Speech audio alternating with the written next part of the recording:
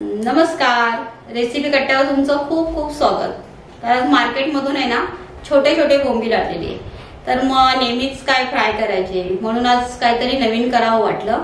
तर आज आपण बोंबलाची भजी बनवणार आहोत। तर त्याच्यासाठी लागणारं साहित्य ते आता आपण बघून घेऊया। बोंबील भजी बनवणार आहोत आपण ना, तर हे बोंबील घेतले, एक साधारण छोटे छोटे 4 बोंबील घेतले। अच्छा, आणि हे साहित्य घेतले। ओके, बघा, एक मीडियम आकाराचे 2 कांदे कापले, 1 चम्मचभर मीठ घेतले, आणि घडशी बंधू मिरची पावडर घेतलेली आहे। अच्छा, आणि अर्धा चम्मच हळद पावडर आहे, आणि एक 4 चम्मच बेसन आहे। ओके, आणि हे कढीपत्ता घेतलाय, आणि 2 मिरच्या, आणि धना जिरा पावडर घेतली।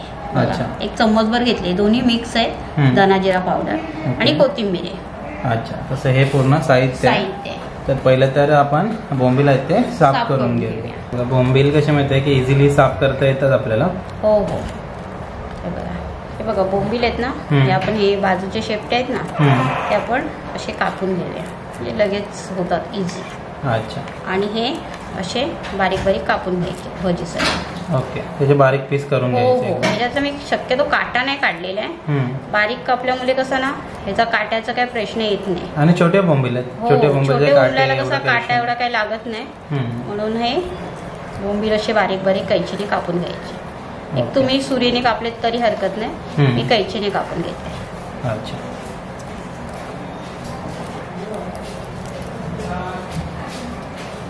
हे ना बघा आपण कापून घेतलेलं, आणि व्यवस्थित आता धुवून पण घेतलंय बघा।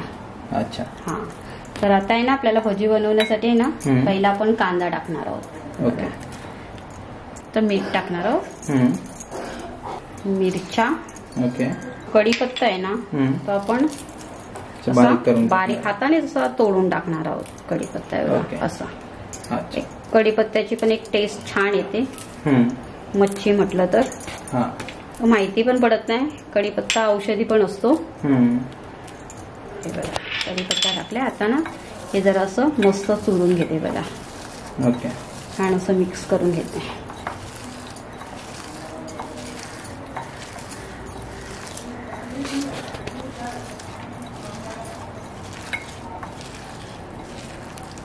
नाहीतर कांदा कसा अक्का अक्काच राहील ना, म्हणून थोडा असा मिठामध्ये असा बारीक करून घ्यायचा।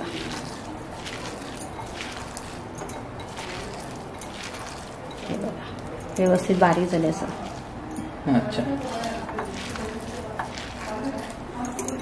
कांदा आणि मिरच्या एकजीव झालेल्या आहेत, तर आता याच्यात आपण कोथिंबीर टाकूया। ओके, कोथिंबीर पण थोडी जाडसरच कापून घेतलेली आहे, बारीक नाही कापलेली आहे। अच्छा, आणि जे मसाले आहेत ते टाकून घेऊया। ओके, मसाला थोडाच वापरलाय आपण, कारण आपण मिरची पण टाकली ना। हो हो, धना जिरा पावडर, हळद पावडर। अच्छा,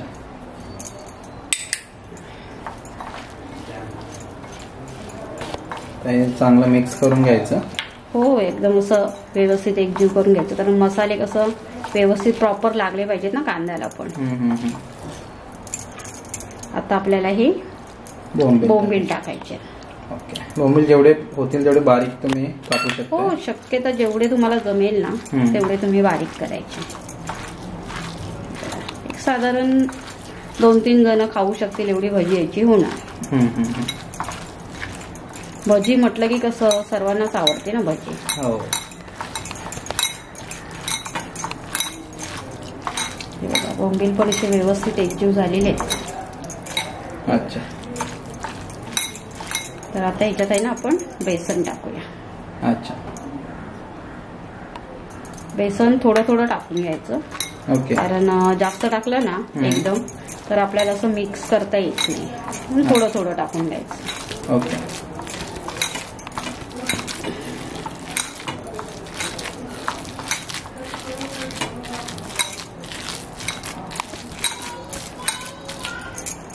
आपल्याला हे पूर्ण बेसन लागणारच आहे 1 वाटी, पण आपण थोडं थोडं पहिलं थोडं टाकलं, आता थोडं एकदम टाकलं कसं मिक्स करता पण येत नाही, आणि मिक्स करताना कसं बाहेर उडतं वगैरे। पाणी आहे ना थोडंही टाकलेलं नाहीये, कारण बोंबलाला पाणी असतं, कांद्याला पाणी असतं।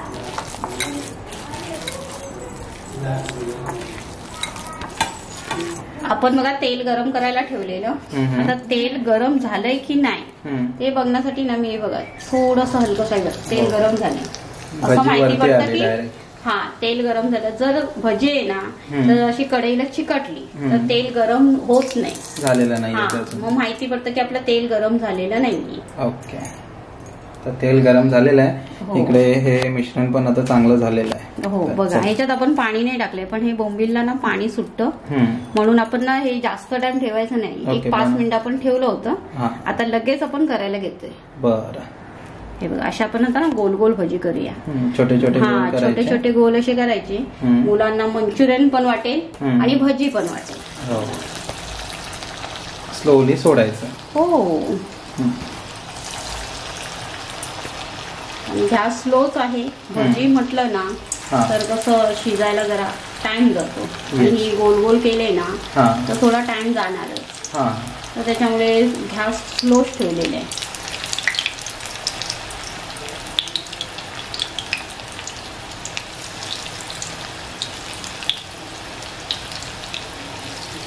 बोंबीलचे गोल गोल भजी. आता पाऊस पडणारच आहे. हो, तर तेव्हा अशी भजी खायची खूप इच्छा होते. पाऊस पहिला जेव्हा पाऊस पडतो तेव्हा भजी खायचं मन सगळ्यांचंच होतं. मग शक्यतो आपण कांदा भजी, बटाटा भजी खातोच, तर या टाईपची भजी पण ट्राय करून बघा, आवडेल तुम्हाला.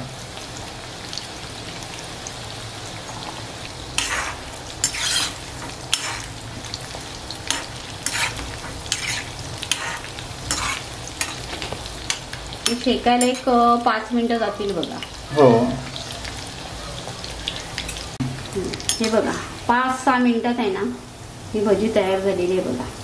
हो, मस्त अशी. हे काय तुम्हाला 2-3 मिनिटात पण होईल.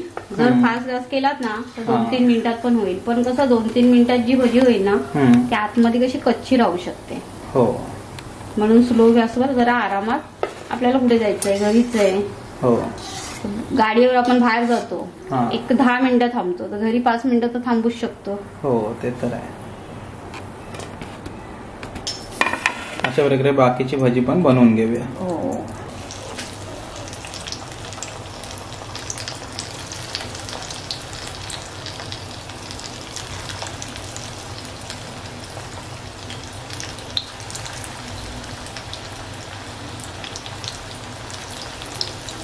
ही आपली पूर्ण भजी आहे ना झालेली आहे.